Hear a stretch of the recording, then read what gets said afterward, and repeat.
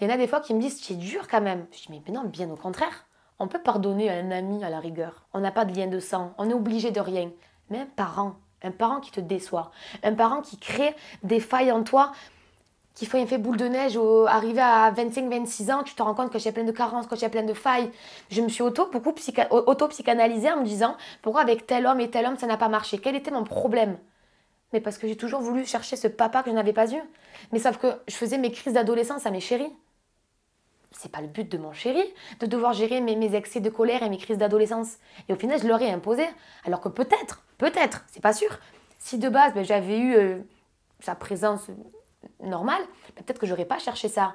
Pourquoi j'ai couru tant de temps après Yann? Je cherchais son approbation, je cherchais la fierté dans les yeux de Yann. Parce que c'était le premier homme à être fier de moi. Tu vois un peu tout ce mécanisme derrière, tout ce que ça a engendré. Donc, Tu penses que ça peut engendrer d'autres choses? Tu penses que ça peut avoir un impact sur ta future vie de famille, de maman? me concernant, je ne pense pas.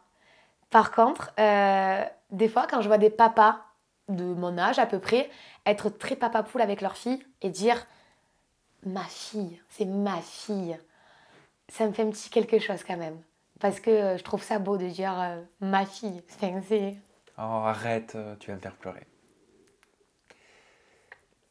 Il fallait, c'était sûr. T'en parles avec ta maman? Oui, énormément. J'ai encore. C'est pas tabou? Absolument pas. Ma mère, et encore une fois, je ne remercierai jamais assez le ciel d'avoir une mère et une relation comme j'ai avec elle. C'est de la totale transparence. Ma mère ne m'a jamais interdit de rien, jamais obligée de rien.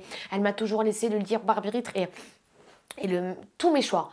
J'ai toujours fait ce que j'ai voulu vis-à-vis de la relation que j'ai eue avec mon père. Et je vais même dire mieux, même si entre eux, ça n'allait plus. Elle a toujours fait le nécessaire. Ma mère a toujours dit, ça n'a peut-être pas été le meilleur des maris, mais c'est un bon papa. Parce qu'il était gentil, on allait faire les magasins, c'était sa manière de me montrer qu'il m'aimait. Enfin, voilà, que je comptais pour lui.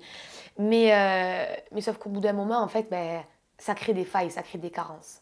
Et je le méritais peut-être pas, quand même. Enfin, personne ne le mérite, hein, mais il aurait pu faire autrement, je pense, quand même.